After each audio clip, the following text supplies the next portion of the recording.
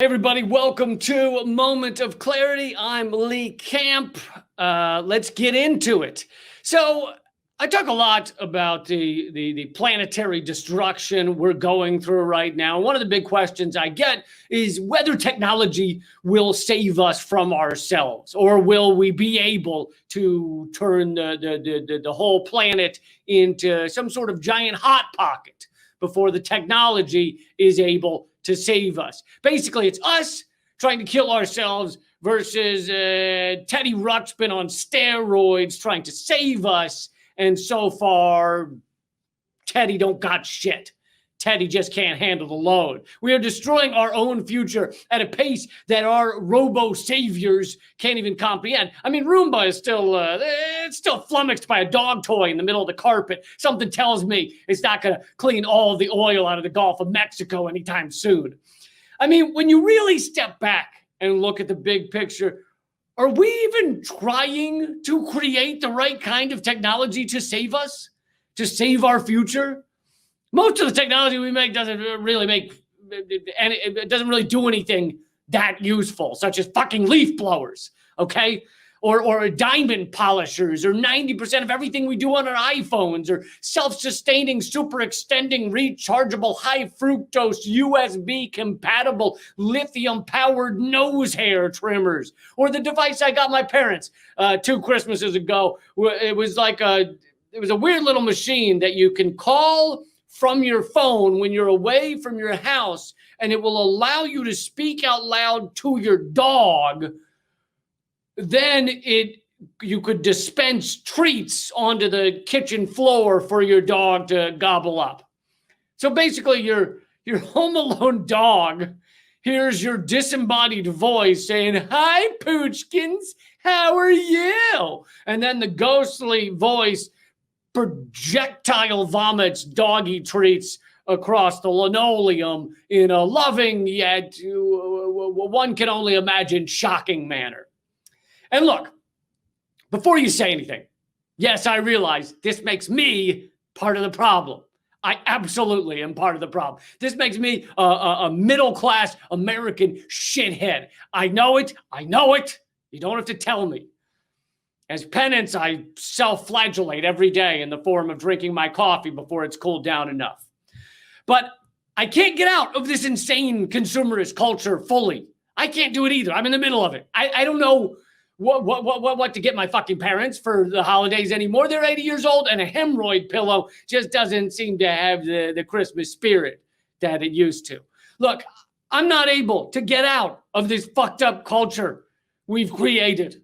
I'm able to maybe minimize my participation in it, but I can't get out. I don't want to live inside a cardboard box in the woods, so therefore I'm part of it, just like you. But we've created this culture where you have to give people things for their birthday, or for Christmas, or their divorce party, or their annual colonic, or whatever the fuck.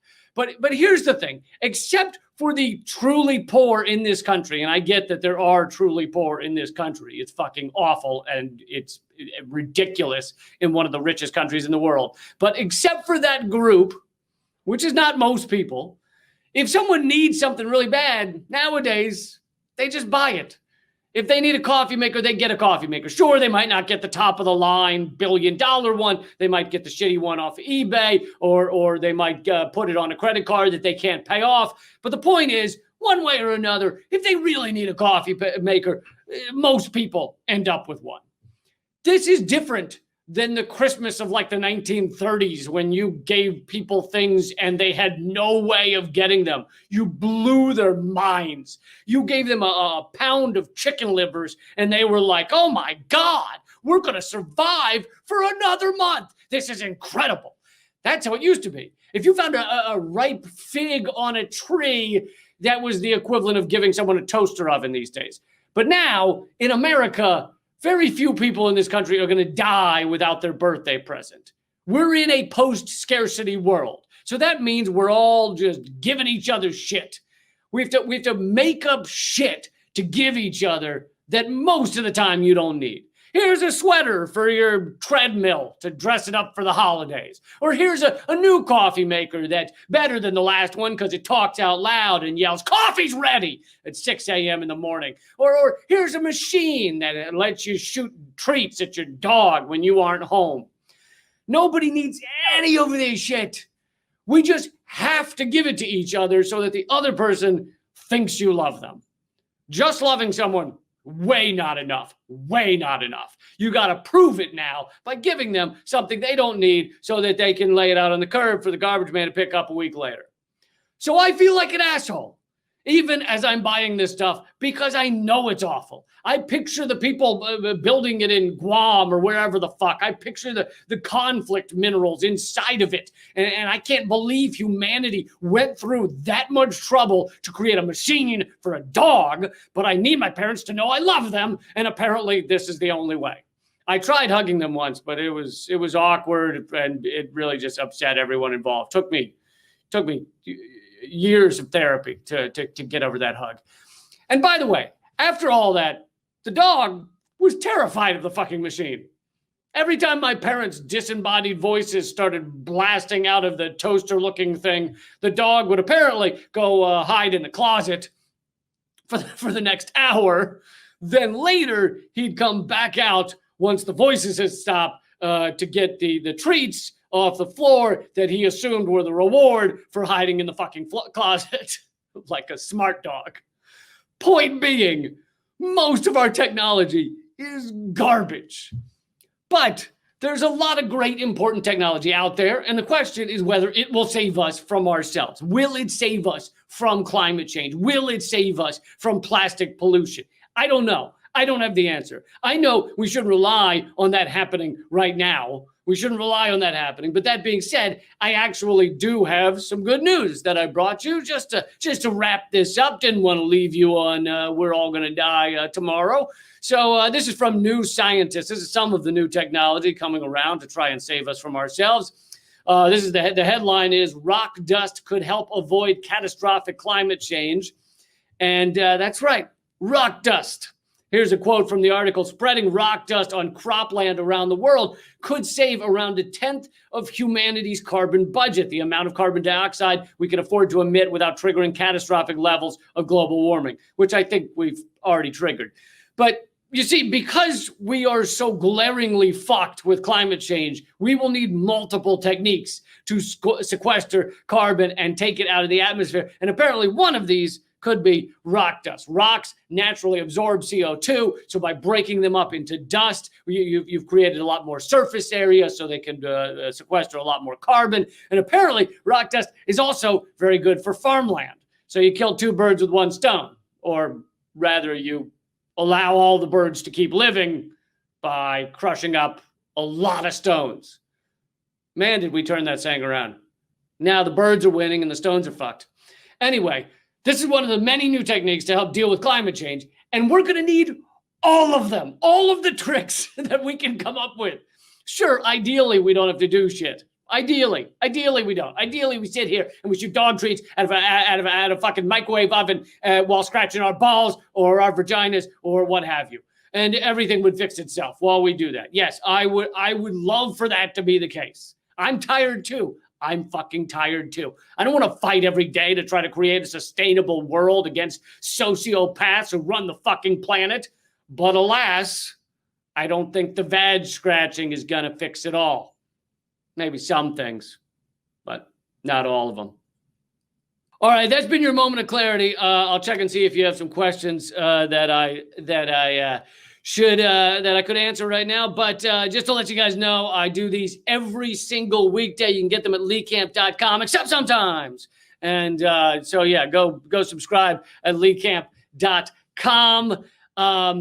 What was the other thing? Oh yeah, I've started taking my last moment of clarity. I've started taking topics. If it's a topic that I'm informed on and that I feel is important, I will do a moment of clarity on it. I did one. The last one was actually sent in by a viewer. And so you can send those topics to leecampmail, MAIL, at gmail.com, leecampmail@gmail.com. You can send me topics, and I can't promise I'll get to it, but I'm going to start going through some of the topics you guys send.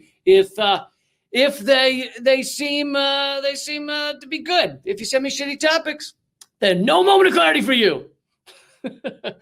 All right, so no questions. This guy's cocaine is made from plastic. Interesting. I don't know if that's gonna do the trick for what you're looking for. Let's see. Anybody got any questions? Anybody got any comments? Other ideas for how we can solve this goddamn puzzle?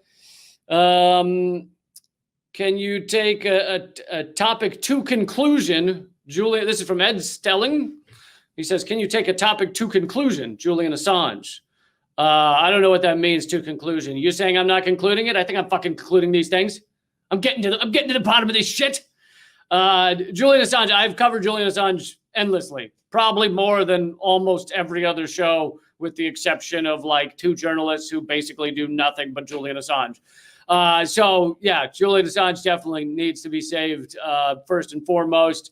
I'm excited that, I don't know if you guys saw this, the poster that I created, Lucy Dyer, I asked her to create this poster and she did a great job. And it says, free Julian Assange, jail the war criminals. I love that it's kind of gone viral. It's kind of all over the world. You'll see photos of people using it all over the world. So that's exciting. Let's see. So, solar power, wind. David Kapoor wants to know, when will war become distasteful? That's the politest way to put that. When will war finally become, just not as trendy as it is right now? When will it become something that's just a little, you're like, oh no, I don't, not today, not with the war today. I'd say we could go beyond distasteful. I think we should get to the point where everybody views war as fucking repulsive. And by the way, what Biden, they're already talking about what Biden's going to do. One of the things Biden's, his upcoming, I can't remember, it was the person he's considering for defense secretary, who it was, but one of them was saying, yeah, Biden's going to end the forever wars and he's going to replace it with much more tactical strikes and things like that. So basically you're saying that we're going to stop having quite so many troops in these countries, but we're going to maintain war at them. War with them, war in those countries. Tactical strikes within a country, within a sovereign fucking territory is still war, assholes. So yeah, they like to, basically he said Biden's going to redefine, you just change the wording a little, create a new euphemism. Well, it's not war, it's not one of the wars, it's just tactical strikes. What do you think war is now, you fucking twat bags? Let's see. Yeah, exactly. Tony says, how are drone strikes better than troops? I agree. It's only better for our people, which was one of my problems with Tulsi Gabbard. I think she don't get angry. I think she said a lot of important things, but she apparently, at least in the interviews I've seen, it seems largely just fine with the drone wars. Her concern for ending the wars and getting the troops home mainly seems to be for the American troops, which I'm fine. If you want to be concerned for the American troops, you do that. But you also should be concerned for the other fucking masses of humanity whose lives we're destroying. It should not just be about American troops. So she seems to think that you can just keep doing drone wars and not do troop wars, and then that makes it morally fine. No. Let me think about it. No, it doesn't. You're still blowing up innocent civilians that you call, fucking insurgents or whatever the new term of the week is, whatever the new branding is that's been created by some group of PR specialists in a fucking boardroom. And we're not, the people don't like the term insurgents anymore. Maybe we can call them surly fellas. The insurgent seems to have outlived its brand usefulness. So we're going to go on to a new scallywags is what we're calling them now. We're going to move past insurgents to scallywags. We only blow up the scallywags. Anyway.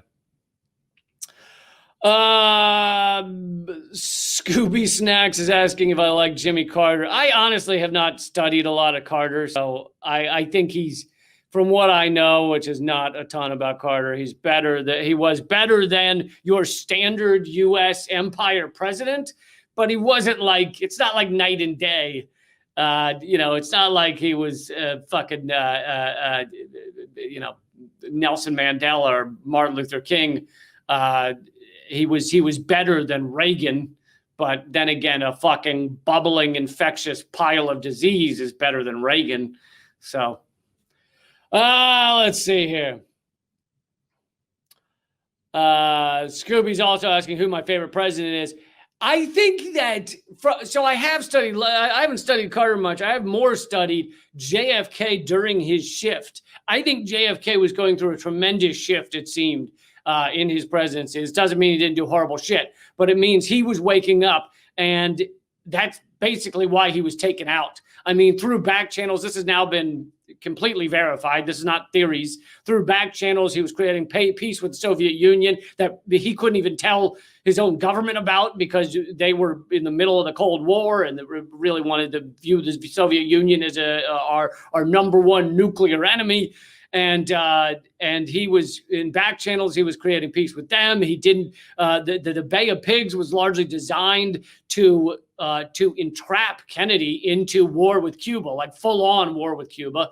And because the people who proposed the Bay of Pigs, the Pentagon or CIA, they knew that what would happen. They knew what would happen. They knew the U.S., the people we were supporting at the Bay of Pigs would get captured. And they were hoping that at that point, they could then push Kennedy going into Cuba. And he refused to do it. He refused to fall for the bait and invade Cuba during that moment. He also gave a speech. I think it was like 2 months before he was executed. He gave a speech talking about how, important the Soviet Union was as an ally, how important they were in World War II, basically a new age of peace. He also, behind closed doors, was saying he wanted to get rid of the CIA. So I think that JFK, after his shift, probably I'd view that as one of my favorite presidents. But I'm not a historian. I just know some shit. Let's see. Scooby wants me to marry him or her. I'm going to assume that this is the actual animated Scooby-Doo. And if that's the case, then yes, I will marry the animation. Let's see.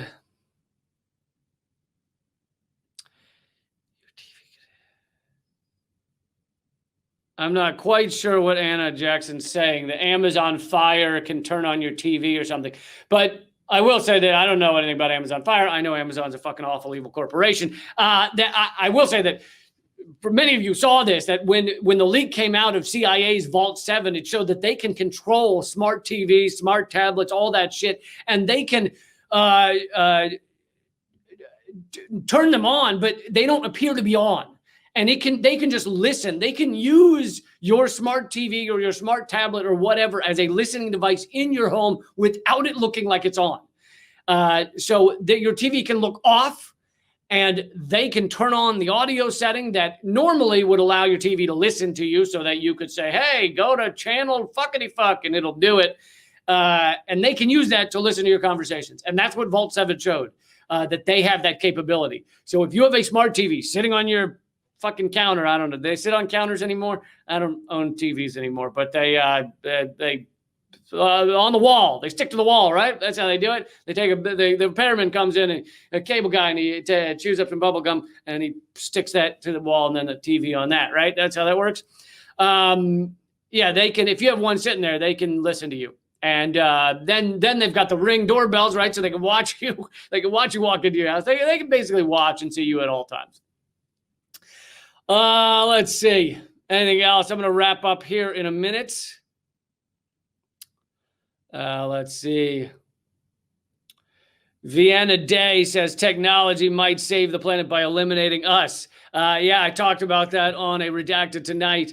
There is a justifiable fear of AI that it could become so immensely powerful and intelligent. I mean, imagine a device that has the entirety of the internet's knowledge, or whatever we want to call it, instantaneously. And it could decide, AI could decide, there could become a moment where AI decides that even if we've programmed it to, let's say, create the best possible world, which they wouldn't do, right? They're going to, whoever gets the best, most impressive AI is going to use it to grab the most money. That's what it's going to be. It's going to be, how can we steal the most money from everybody as quickly as possible? But let's say they created a one, just for just to play the mind game here. What if they said, they created AI and we inserted as its mission to create the best possible Earth, the best possible planet. Do that for us, AI. And it may go through the analysis and decide, well, the humans are the ones killing everything, so let's get rid of that. And you know, I don't know how quickly, if we're wired into our brains at that point, as Elon Musk wants to do to us, they can just zap all our brains instantaneously and kill us all. So that'd be fun. That would certainly be an interesting end to this story, I think. But I to give the example of how this could work, they created an AI program. This has already happened. They created an AI program that was designed to land planes, and they wanted to see, they put into it its goal, its intent that it was supposed to achieve was to land the plane with a G-force as low as possible, basically landing it as softly as possible. And it would get a rating on how hard it landed the plane. So it wanted that number to be as low as possible. Well, after, I don't know, a few thousand trials, the AI discovered that in this simulator, if it crashed the plane directly into the ground as fast as it could, then the rating, the force rating, was 0 because the thing couldn't register the amount of force that in the simulation. So basically, the AI learned that the softest way to land the plane was to smash it into the ground as hard as possible. So it began doing that with every simulation. It was like, look, I did it. I found the best way to land the plane. You get a 0 G-force every time. So it was just a and imagine if that were a real AI, really landing planes, really killing everybody. But that's how you can end up with an AI where its intent is not to kill everybody, but you can still end up there if you ain't careful. Okay, I'm going to wrap this up, but James Fox, to be honest, James Fox asking about Prism. It's been a long time since I reviewed everything about Prism. I know it was leaked by Edward Snowden, but I don't remember specifically what that program did. So I'm not answering you to avoid it. I'm not answering you because it's been a long time since I reviewed the exact details of Prism, and I don't want to get it wrong. So anyway, I have 2 podcasts you guys hopefully have checked out. One's called Common Censored with Eleanor Goldfield. The other is called Government Secrets with Graham Elwood. I'd love for you to check them out. They're free. You can listen to them all the time, very easily. Government Secrets is the newer one. And also, I've started taking topics for the Moment of Clarity. So if you want to send me a topic, that's leecampmail@gmail.com. I do them every single weekday, except sometimes, at leecamp.com. And like I always say, I am incredibly suppressed. They are not going to tell you my videos come out. You are often, sometimes they will, but you're often not going to be alerted that I have a new video. So you have to make a choice each day. Do you want to go see the new video or not? And I hope you make that choice. Click subscribe, click the thumbs up. All right, keep fighting.